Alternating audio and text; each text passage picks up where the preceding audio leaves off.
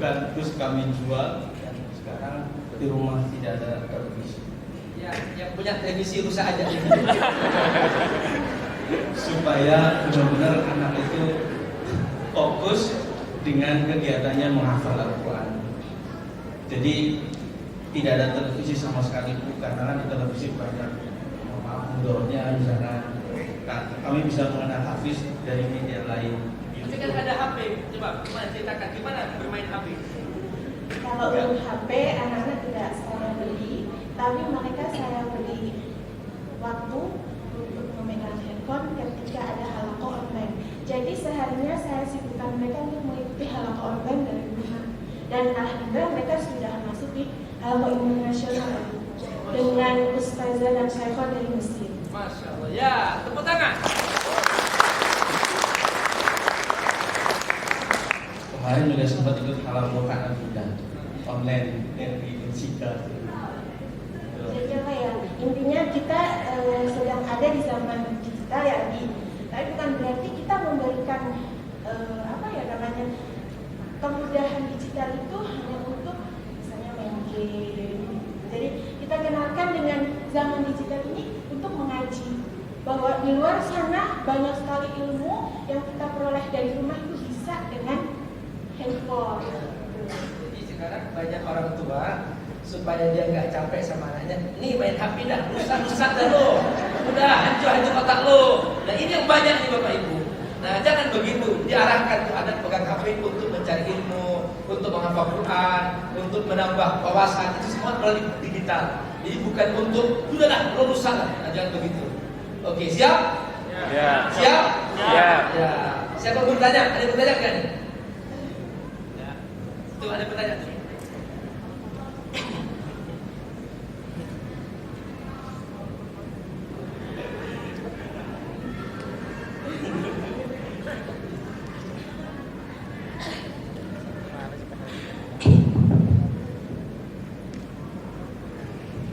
Bismillah, Assalamualaikum warahmatullahi wabarakatuh. Jadi bagaimana menanamkan kepada anak bahwa salamnya dan baca Al-Qurannya itu hanya untuk Allah. Satu, kedua, dalam surah Al-Baqarah ayat 4 pada masalah kurang lebih artinya begini, manusia diciptakan dalam keluh kesah. Itu maksudnya apa? Ketiga, untuk ayah bunda, bagaimana mengajak anak ini belajar itu jadi santai gitu. Sementara persepsi saya pribadi gitu kan, apa mungkin punya anak seorang hafid itu harus dari orang tua yang memang cinta Al-Quran, sementara bagaimana kami yang tidak cinta Al-Quran? Terima kasih. Assalamualaikum warahmatullahi wabarakatuh.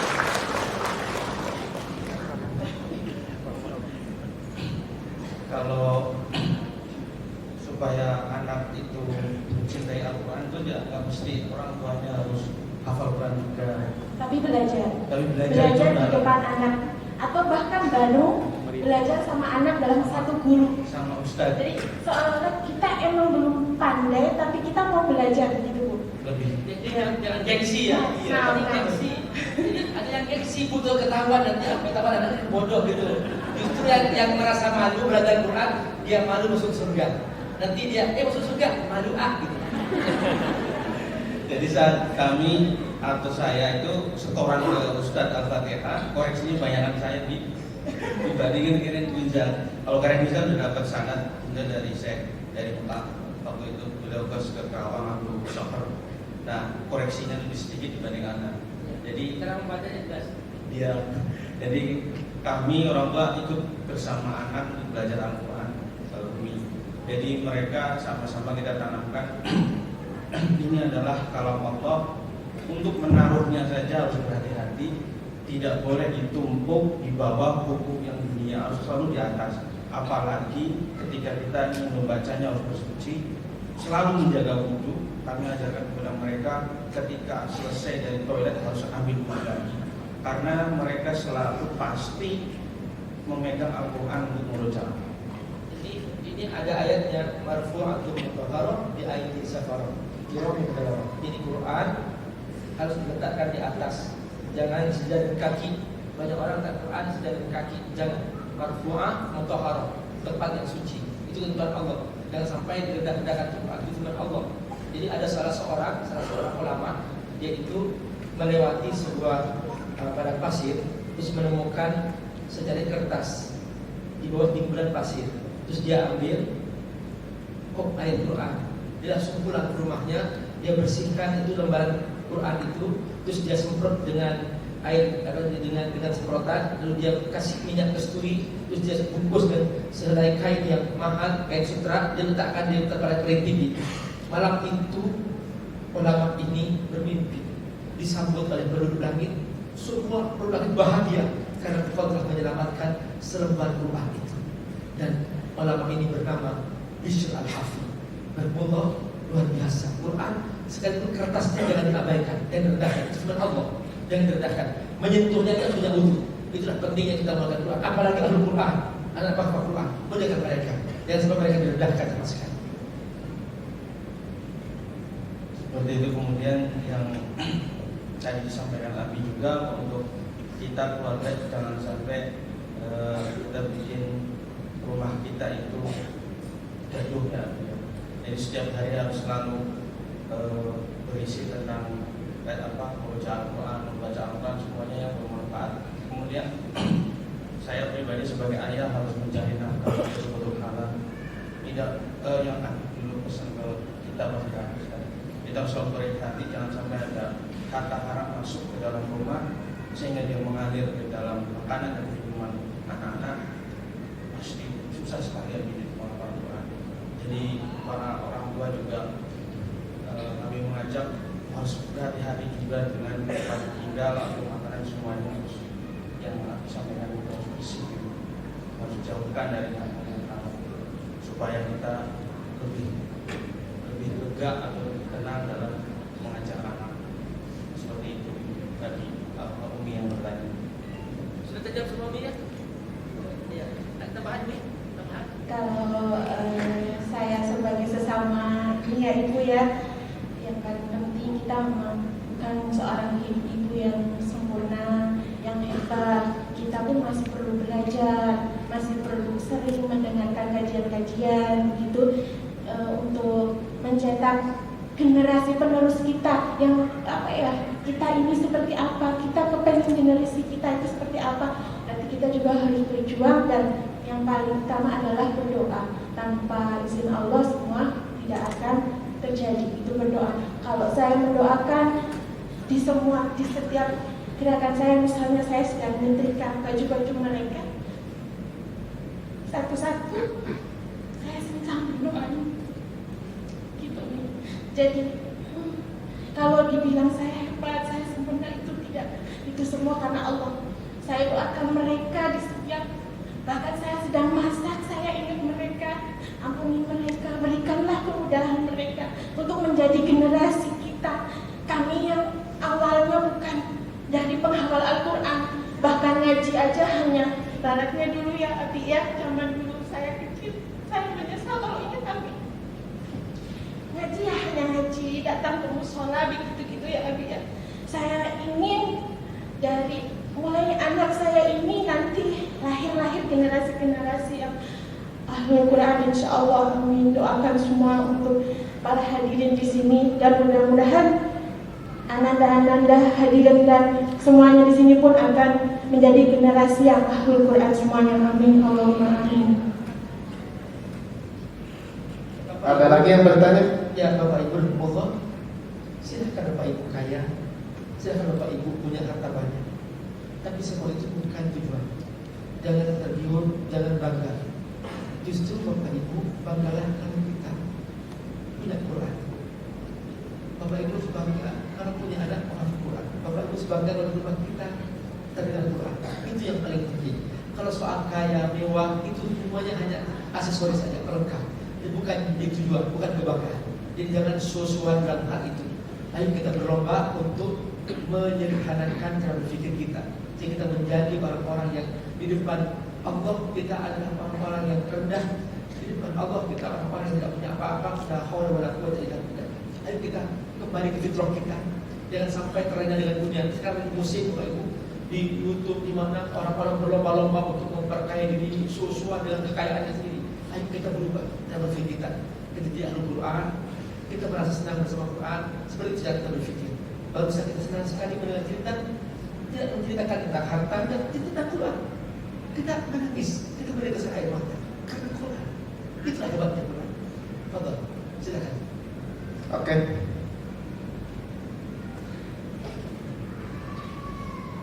Ya, yang bertanya lagi siapa? Assalamualaikum.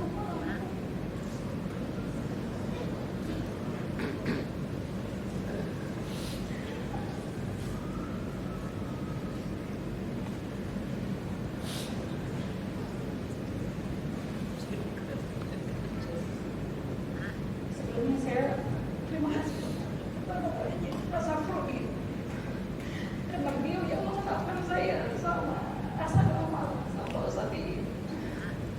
Tapi saya punya 2 anak, yang satu kelas 5 SD, itu saya bawa juga, dan suami saya juga saya bawa. Dan anak saya yang kelas 3 akhirnya belajar di sini baru 6 bulan.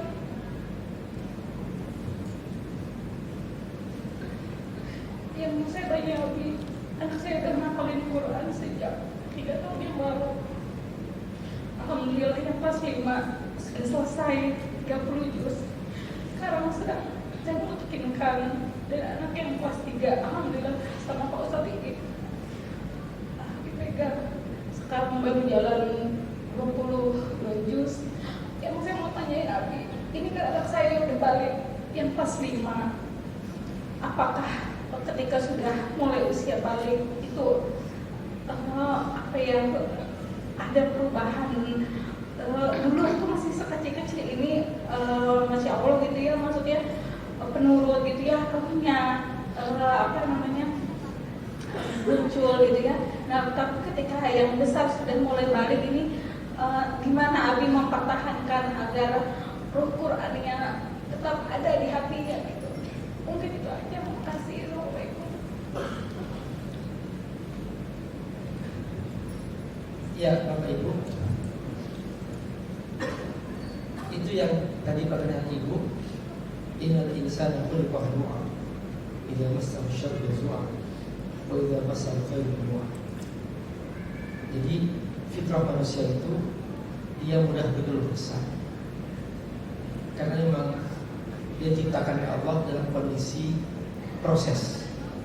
Jadi proses bayi, proses balik, proses memayis, bisa membedakan mana benar mana salah, proses dewasa, itu semua berproses oleh Allah. Jadi proses itu ada perubahan cara berpikir, perubahan psikologis dan sebagainya. Jadi tugas kita mengarahkan, tidak membendung proses. Tidak mungkin dibendung proses, karena itu dari Allah SWT. Makanya hanya mengarahkan, jangan sampai jatuh dalam dosa. Jatuh dalam dosa pun juga kita ngingetin, itu dosa nak, itu jangan kerjakan, itu tidak baik nak, jangan kamu kerjakan. Kita tidak bisa memaksa. Kata Allah, lasta alaihi bimusaitir. Kamu tidak bisa maksa. Kamu hanya innama anta mudzakir. Terus kita hanya berikan peringatan, memberikan apa-apa, itu tidak boleh, itu jangan, itu tidak boleh, itu tidak baik, itu aja. Tapi kita tidak bisa maksa. Biarkan dia berkembang dengan sendirinya. Karena anak yang diajarkan untuk dewasa, dia akan mudah untuk menjadi soleh dengan sendirinya. Tapi anak yang dikekang, dipaksa, dia nanti ketemu kesempatan berbuat maksiat akan lebih parah lagi. Maka kita biarkan, kita seperti main layang-layang. Jadi ini cara mendidik anak ketika dalam kondisi balik atau puber. Seperti main layang-layang. Bapak ibu ulur, terus tarik lagi. Dibulur, tapi jangan sampai jatuh. Tarik lagi. Ditarik, jangan sampai putus talinya.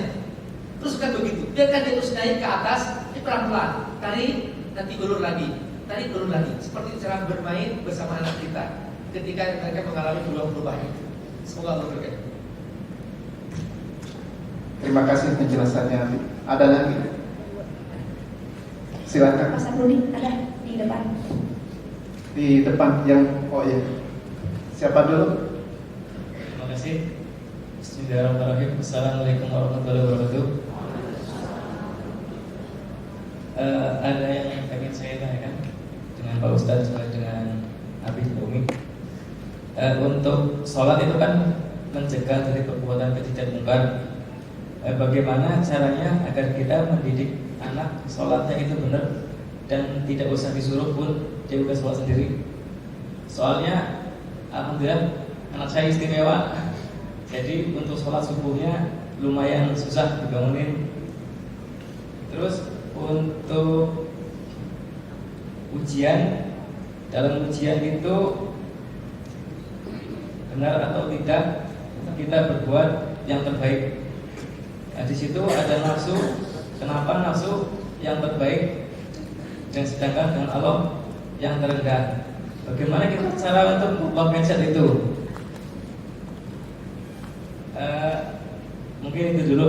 Terima kasih. Assalamualaikum warahmatullahi wabarakatuh. Assalamualaikum warahmatullahi wabarakatuh. Ini pengalaman. Kalau kami udah suruh kami bercerita pengalaman, kalau kami intinya setiap kali dengar adzan berhenti, walaupun dia sedang baca Al-Quran atau mau bacaan, berhenti diambil dulu atau dijawab dulu adzannya sampai selesai, kemudian berdoa dan langsung dirikan sholat. Dan biasanya kalau pas hari biasa ibunya di rumah, dia ikut sholat langsung, diajarinnya kalau pengalaman kan ya. Jadi tidak sambil disuruh tapi sambil bergerak. Yang pasti setiap kali ada adzan ya harus berhenti, karena kita harus memuliakan suara adzan. Walaupun sedang membaca Quran harus berhenti, kemudian langsung mengambil wudhu dan dirikan sholat bersama-sama. Ya kalau susah, anak sedang susah itu ya memang ujian, proses. Jadi semua pernah mengalami itu, ayah. Jadi terus jangan sampai menyerah, karena sholat itu nomor satu kan. Itu yang terpenting. Kalau dari saya sendiri pengalaman seperti itu. Kalau dari ibu gimana pengalamannya? Kalau saya lihat dari anak-anak ini selalu ingat menjadwalkan untuk saling jadi imam. Saya nggak tahu, kadang mereka sudah menjadwalkan siapa yang jadi imam, siapa yang jadi imam. Mungkin dengan demikian semangat untuk sholat mungkin jadi ada. Apalagi ketika bacaannya itu yang baru saja mereka itu murojaah juga habis. Nah, jadi begitu ya, seringnya menjadwalkan siapa yang sekarang jadi imam gitu ya. Ada TPK gitu. Jadi setelah ada azan ya masih kita suruh itu dengan suara apa gitu. Jadi memang kita jangan sampai letih untuk berproses begitu. Tidak ada anak yang langsung tiba-tiba bagus, baik, taat tanpa kita dampingi, tanpa kita arahkan, tanpa kita masih sering pokoknya ngasih nasihat, walaupun nasihatnya sedang sambil makan jajan, sedang sambil makan begitu ya Kak. Jadi biarkan juga mereka itu mencari ide untuk bagaimana itu mereka mau sholat. Dengan tadi saya benar-benar tidak tahu kalau mereka itu sering bergonta-ganti jadwal siapa yang jadi imam gitu, atas inisiatif sendiri gitu. Mungkin jadi tambah semangat karena akhwat ya, jadi tidak ke masjid. Mungkin beda lagi kalau Anandanya putra mungkin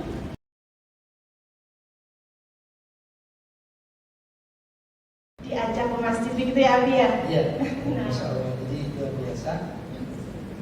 Nabi suatu hari mengajak ponakannya.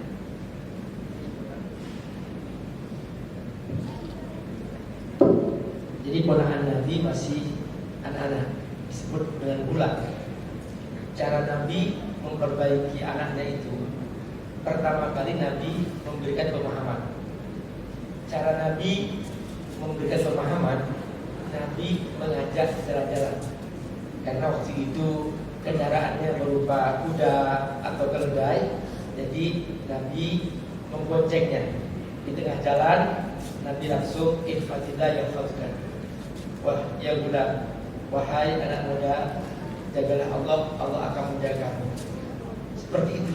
Jadi pertama kali beri pemahaman dulu. Jadi saya juga punya anak 2 laki-laki, dan Bapak Ibu tahu gimana sulitnya punya anak laki-laki. Tapi anak saya semuanya saya hanya ngajak dialog aja. Setiap selesai saya ngajak, saya ngobrol sama dia, kamu mau kemana? Ke sana. Itu baik ya? Ya, manfaatnya apa? Ini mau ke rumah teman kamu? Iya. Apa yang kamu kerjakan di situ? Manfaatnya apa? Ya. Ada manfaat lain? Itu ya. Ada pahalanya enggak? Enggak ada sih Pak. Ya sudah. Kamu mengerjakan itu ada pahalanya? Enggak sih. Ya sudah enggak jadi. Dia ajak kita ada dialog, berikan pemahaman seperti itu. Lama-kelamaan dia milih sendiri. Oh itu enggak bagus, oh itu enggak bagus. Dan akhirnya alhamdulillah dia bisa sadar. Seperti itu cara memahamkan anak-anak. Jadi pertama kali al-fahmu, ilmu ya. Oh itu semoga ini karena sudah waktunya habis, ada isyarat dari dia. Ya. Saya berkali-kali ditegur barusan. Berhenti pusat. Ya, terima kasih Anda Fairin dan Anda Inza, Mama, Abi ya, insyaallah kami semoga berkahi dan mudah-mudahan kita semua jaga oleh Allah. Bapak Ibu, sebelum Bapak Ibu bubar, saya ini dibawa oleh komunitas British Propolis dan ACT, Aksi Cepat Tanggap, dan BP British Propolis ini untuk pengusaha yang luar biasa, Bapak Ibu, dan sekali mereka punya niat untuk kebaikan, mereka berjuang bisa-bisa mencapai target penjualan, gitu ya. Nah Bapak Ibu mungkin ada anak muda yang semangat berdagang, silakan bergabung sama British Propolis. Di sini ada FF. Dan Bapak Ibu yang ingin berbagi, silakan bersama ACT karena ACT sedang menyalurkan sumbangan ya, menyalurkan berbagai belahan bumi. Dan di antaranya adalah akhir-akhir ini, sekarang sedang berlangsung. Saya insya Allah seharusnya berangkat ke London untuk membangun masjid di sana. Alhamdulillah BP sudah menyumbangkan 15 miliar, tapi masih sedikit untuk membangun masjid di sana. Tapi Bapak Ibu, ayo silahkan bergabung untuk membangun masjid di London supaya menjadi tempat sholat kita di sana. Dan mudah-mudahan Bapak Ibu bisa bergabung dan boleh Bapak Ibu untuk mencarikan dana atau punya relasi, punya teman dan sebagainya. Itu penting sekali. Kenapa? Karena Bapak Ibu itu menjadi amal jariah kita. Sekecil apapun amal jariah kita berikan, itu akan bermanfaat bagi kita, keturunan kita semua. Tiba-tiba anak kita dimudahkan. Kenapa? Dulu pernah aku membantu sebuah masjid di sana dan seterusnya. Jadi saya juga bangun masjid di pesantren saya. Di pesantren saya, bermula itu saya tadi bilang ke Ustaz Iik yang mau kuliah jadi ulama, Ustaz Iik silahkan. Saya kasih Ustaz Iik saya kasih Ustaz Iik 10 orang untuk mencetak ulama. Saya garansi S1 di pesantren saya. Nanti kalau rekomendasi Ustaz Iik saya akan terima 10 orang. Ya, silahkan pilih Ustaz Iik. Siapa dari teman Ustaz Iik yang mau kuliah S1 jurusan tafsir Quran di pesantren saya, dia hafal Quran 3 menit, dia hafal 30 juz, dia juga ahli bahasa Arab, jadi ustaz, saya garansi. Karena kita sama-sama ingin memberikan kebahagiaan bagi orang yang menderita kesulitan, ya, biar sedikit merasakan nanti bermanfaat bagi yang lain, insya Allah. Saya hadiahkan untuk sedikit 10 orang gratis S1 di Fat Institute. Semoga silahkan kali kita berlomba yang mau menyalurkan sumbangan. Dan saya membawa buku saku. Mana buku saku saya? Berumur. Ya. Ini saya membawa buku saku. Ini saya hadiahkan buku saku ini bagi yang mencarikan dana atau pakai uang sendiri. Silahkan. Minimal Rp1.000.000. Dan ini buku saku bukan buku saku biasa. Ini adalah pegangan buku sampai surga. Bapak Ibu, orang-orang bertanya, Pak Ustaz, di mana aku masuk surga? Tapi aku gak semua baca buku. Saya bilang, ini amalkan. Islam itu ringkasannya ada di sini, yaitu zikir dan amal. Separuhnya isinya zikir, Bapak Ibu baca setiap pagi dan sore, dan separuhnya daftar amal soleh yang dikerjakan. Tinggal Bapak Ibu checklist dan semua sudah ada dalilnya masing-masing. Bapak Ibu tinggal mengamalkan. Ini namanya buku benteng diri. Abi-abi hadiahkan bagi yang berbagi atau mencarikan dana. Tidak harus hari ini. Mungkin nyicil, boleh nyicil sebulan, 2 bulan, gak apa-apa. Minimal 1 juta. Atau mau lebih? Pak Ustaz aku 10 juta. Bagus. Pak Ustaz aku 100 juta. Oke, gak apa-apa. Minimal 1 juta, silakan. Kalau kurang gak apa-apa, bagi-bagi untuk dimasukkan ke kota amal ACT. Tapi bagi yang minimal 1 juta, tapi Anda kasih hadiah buku ini. Mudah-mudahan semua kita diberkahi oleh Allah SWT. Bangun Masjid An-Nahl di London dan bangun Masjid Al-Hakim Pesantren Fadlul Tafsir di Sukawati Bogor bersama Abi Amir. Silakan rahimahullah, mudah-mudahan Allah berkahi. Dan di situ rahimahullah kita melayani anak-anak penghafal Quran dan mereka adalah orang-orang yang tidak mampu di Bogor. Kalau di London kita melayani orang-orang yang baru masuk Islam dan di sana mereka sangat kesulitan untuk membangun masjid karena rata-rata semuanya non-muslim. Ayo kita berlomba. Sudah ada 15 miliar masuk dari BP dan bagi yang ingin menjadi pengusaha kaya gabung sama MM, BP dan seterusnya di sini banyak sekali teman-teman di sini. Mana MM? Halo, ada MM? Berdiri. Ya, oke. Ini proses M. Masya Allah, semoga Allah berkahi rezekinya, Allah berkahi keluarganya, Allah mudahkan semua urusannya. Ya, Allah. Karena sudah waktunya makan dan ACT akan menyediakan stand di luar ya. Ya, silahkan ambil bukunya yang mau komitmen mencarikan. Usahakan masing-masing komitmen. Biar ayo bantu Allah. Dan itu bukan bantu Allah, bantu kita. Kalau kita bersedekah bukan bantu Allah, bantu kita. Karena apa? Kata Allah, man bana masjidan faqad bana baitan fil jannah. Siapa yang bangun masjid, dia telah bangun rumah di surga. Itu lebih hilang enggak sedih, disimpan enggak kaya. Bagi aja. Bismillah, semoga berkahi. Assalamualaikum warahmatullahi wabarakatuh. Waalaikumsalam warahmatullahi wabarakatuh.